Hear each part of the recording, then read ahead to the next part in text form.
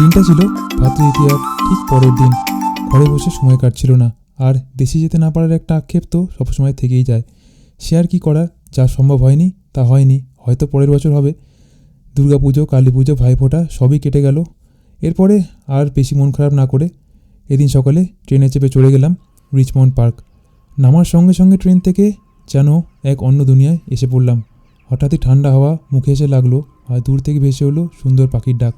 পা হেঁটে ঢুকতেই দেখলাম চারপাশে যত দূর চোখ যায় শুধু সবুজ আর সোনালি রঙের মেলা। গাছের পাতার ফাঁক দিয়ে সূর্যের আলো মাটিতে পড়ে জমিতে বিভিন্ন রকমের নকশা কেটেছে। হঠাৎ দূরে দেখি কয়েকটি হরিণ নির্ভয়ে ঘাস খাচ্ছে। এমন দৃশ্য দেখে মনে হচ্ছিল লন্ডন যেন কংক্রিটের শহর নয়, বরং কোনো রূপকথা দেশে চলে এসেছি। ধীরে ধীরে আমি হাঁটতে থাকলাম। জুতোর নিচে শুকনো পাতা শব্দ, হাতে এক কাপ গরম কফি, আর চারপাশের অপরূপ নীরবতা। মনে হচ্ছিল সময় যেন থেমে গিয়েছে। আর আমি তোমাদের ভ্রমণ সঙ্গী সায়ক। সবাইকে জানাই ভ্রমণে আড্ডার নতুন একটি ব্লগে স্বাগত।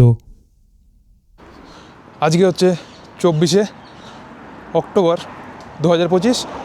এখন বাজে দুপুর 12:50, আর জাস্ট এখনই আমি ওইখানটা এসে পৌঁছলাম। এই জায়গাটা হচ্ছে লন্ডনের একটা সাইড বলা যেতে পারে। এটা এখন আমি যাচ্ছি আপাতত একটা পার্কে, যেখানে আশা করছি কিছু সুন্দর সুন্দর জীবজন্তু দেখা যাবে। কারণ আর অনেক দিন পরে আজকে বেশ সুন্দর রোদ বেরিয়েছে, বেশ অনেক দিন পরে। মধ্যখানে কিছুদিন ভালো বৃষ্টি হয়েছে, আর বৃষ্টি হওয়ার ফলে সমস্যা হচ্ছিলো, আসার একটু সমস্যা হচ্ছিলো, যে কারণে আজকে আর আমি ওয়েট করিনি। যেয়ে দেখলাম ওয়েদার ভালো আছে, ওয়েট না করে ঝটপট করে, আর ফাঁকাও ছিলাম আমি, যে কারণে ঝটপট করে বাড়ি থেকে বেরিয়ে পড়লাম। আর বেরিয়ে চলে এলাম এখানে। এটা আসতে আমার বাড়ি থেকে বেশ কিছুটা সময় লেগেছিলো। আর এই কথা বলতে বলতে চলে এলাম রিচমন্ড পার্কের মেন এন্ট্রান্সে। এর ভেতরে যেতে কোনো রকম টিকিট লাগে না বা কোনো চার্জও লাগে না, ফ্রি এন্ট্রি। চলো ভেতরে যাওয়া যাক, আবার ভেতরে গিয়ে তোমাদের সঙ্গে কথা হচ্ছে।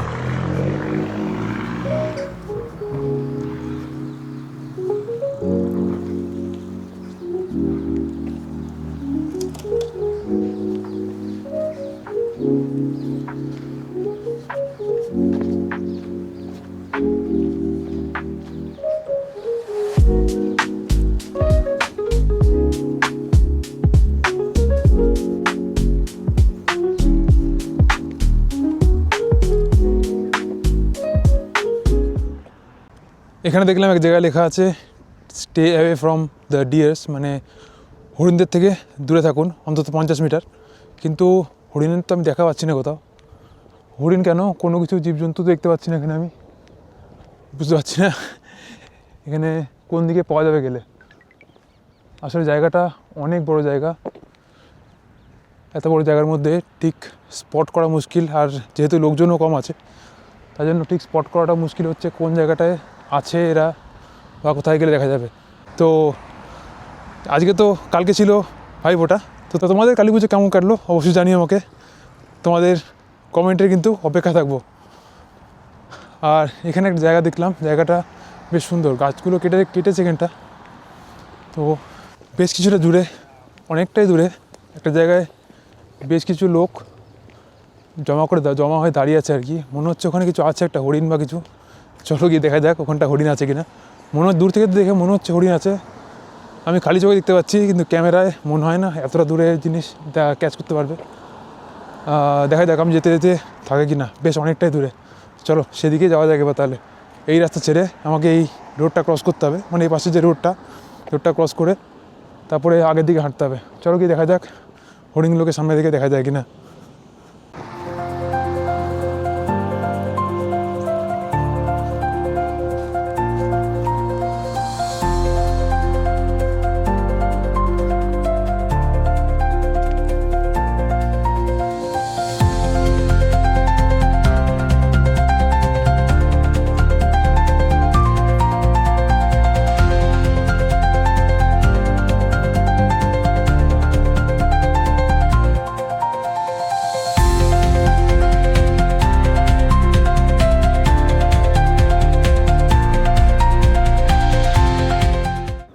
একটা হরিণ তো মনে হচ্ছে এর মধ্যে রেগে গেছে, রেগে গিয়ে সবাইকে তাড়া করছে। যাই হোক, হরিণ দেখা হলো। এবার চলো আগের দিকে যাওয়া যাক, আর দেখা যাক আর কি দেখা যায়। কারণ এখানে আরও অনেক কিছু আছে, তো সেগুলো সবই দেখতে হবে। চলো দেখা যাক, কারণ এখানে সবই এরকম খোলা ছেড়ে রাখা আছে, কোনো কিছু তো বন্ধ করে রাখা নেই, তার জন্য খুঁজে খুঁজে দেখতে হবে। এটা একটা কাইন্ড অফ ট্রেজার অ্যান্ড টাইপের গেম টাইপের, যে তুমি খোঁজো, খুঁজে দেখতে পেলে দেখো, না হলে আর দেখা হবে না। যাই হোক চলো আগের দিকে যাওয়া যাক। এখন আমি দিক থেকে যাবো হচ্ছে এদিকে রাস্তাটার দিকে সোজা যাবো আমি, আর এদিকে দেখা যাক কী আছে এদিকে, কারণ এদিকে সামনের দিকের গাছগুলো খুব সুন্দর, গাছগুলো দেখতে লাগছে দূর থেকে। চলো সামনে গিয়ে আবার তোমাদের দেখাই কেমন লাগছে এখান থেকে। এখন আমি ভাবছি এই হরিণগুলোর মধ্যখান থেকে আমাকে ক্রস করতে হবে, আর যদি হরিণের মধ্যখান থেকে না যেতে পারি তাহলে আমাকে পুরো এই এরিয়াটা পুরো ঘুরে আমাকে সব ওদিক থেকে যেতে হবে। তো দেখা যাক কেমন করে যাওয়া যায়। হরিণগুলো তারা এদিক ওদিক দৌড়াচ্ছে সব, প্রচুর হরিণ, প্রচুর হরিণ। কিছু তো একটা হয়েছে, হরিণগুলো সব এক পাশ থেকে এক পাশে চলে গেল, প্রচণ্ডভাবে ডাকাডাকি করছে, অদ্ভুত হরিণের ডাকের শব্দটা যদি শোনাতে পারি অবশ্যই তোমাদের চেষ্টা করবো শোনানোর। আমি প্রথম কোনো মানে শুনলাম আর কি এই হরিণের এরকম ডাক, অদ্ভুত ধরনের ডাকছে এরা।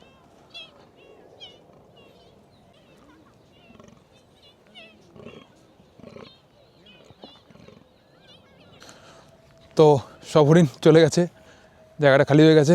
এবার আমি সোজা এই রাস্তা দিয়ে আগের দিকে করছি।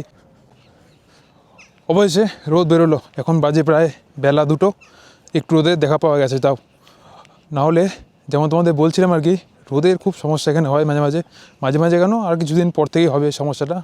লাস্ট আর কিছুদিন এরকম রোদ পাওয়া যাবে, তো যে কদিন পাওয়া যায় সে কদিনই ভালো আর কি। আর সামনের এই গাছটা এখন দেখতে খুব সুন্দর লাগছে, এই রোদ উঠেছে যেহেতু আরও যেন সব যেন ঝলমল করছে। চলো তোমায় দেখাই এই গাছটা একবার।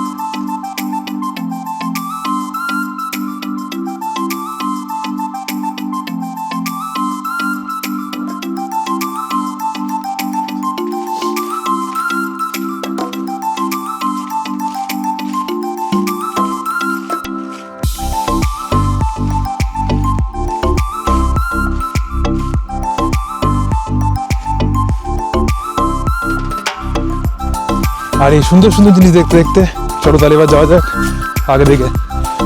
রোদটা কিন্তু বেশ ভালো ভালো লাগছে এবার।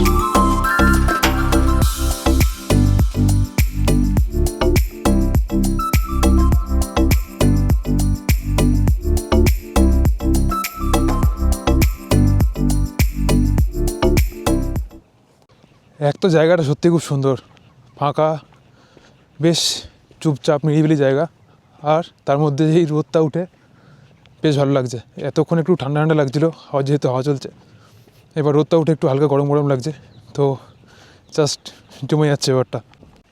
আর এই রাস্তা দিয়ে হাঁটতে হাঁটতে পৌঁছে গেছে একটা সুন্দর, এখানে পুল আছে, পুল টাইপের, বা একটা বড় ঝিল আছে। মনে হয় এখানে লোকজন নিশ্চয়ই নামে না। আর ঝিলটা একদম পুরো মধ্যিখানে বরাবর প্রায় পার্কের, তো যা যাক যে কারণে আর রোদ ওঠায় চকচক করছে জলটা, দেখতে খুব সুন্দর লাগছে। চলো তো একটু আগে গেলে তোমায় দেখাতে পারবো। এখনও হরিণের পায়ের ছাপগুলো জলের ধারে একদম স্পষ্ট। মনে হয় আমি আসার একটু আগেই হরিণগুলো এখানে এসেছিলো জল খেতে।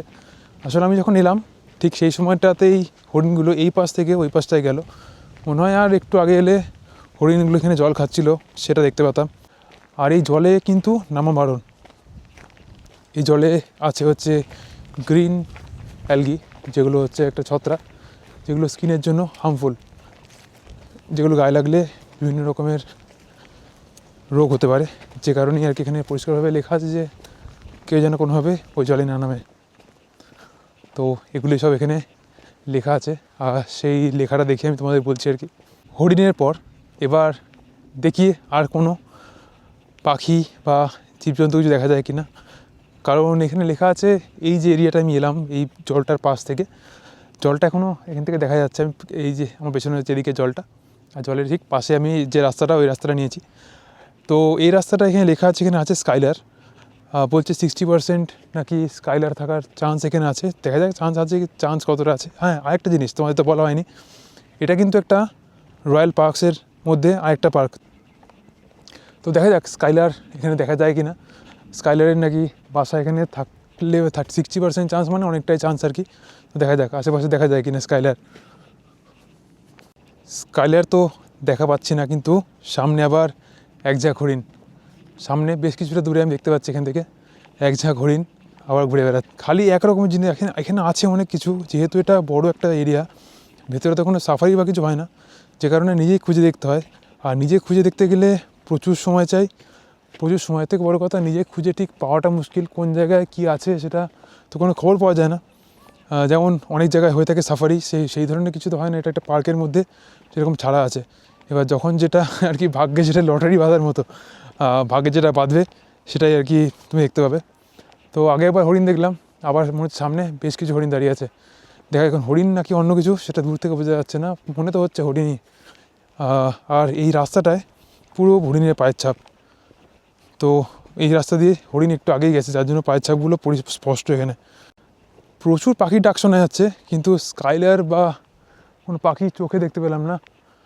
মানে মনে হয় এখন এই মুহূর্তে আশেপাশে কিছু নেই সেরকম। তো যেগুলো দেখতে পাওয়া যাচ্ছে সেগুলি দেখে গিয়ে আবার একটা অন্য রকমের হরিণ।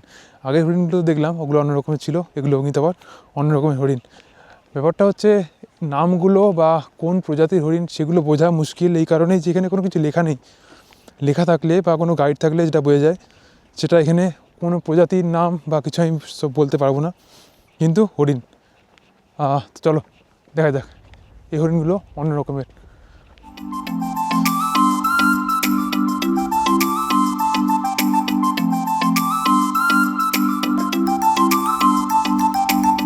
তো আজকের লাঞ্চ হচ্ছে এই একটা প্রোটিন বার, মোটামুটি সবসময় ব্যাগে রাখি যেটা আমি, কারণ জানি না কতক্ষণ কোথায় কী খাবার পাওয়া যায় না পাওয়া যায়। আর সেই ভয়টা যে কাজে লেগেছে, কারণ এখানে আশেপাশে কোনো সেরকম খাবারের দোকান নেই বা কিছু নেই। যাই হোক, এটাকে আপাতত কাটিয়ে নেবো, তারপরে দেখা যাক কোথাও গিয়ে কিছু খাওয়া দাওয়ার পাওয়া যায় কি না। যদি না পাওয়া যায় তাহলে তো ওয়েল অ্যান্ড গুড, পাওয়া গেলে তো ঠিক আছে। মনে হয় এখানে কিছু খাবার দাবার দোকান আছে, কারণ এটা পুরো সব দিকে এটা একটা ন্যাশনাল রিজার্ভ।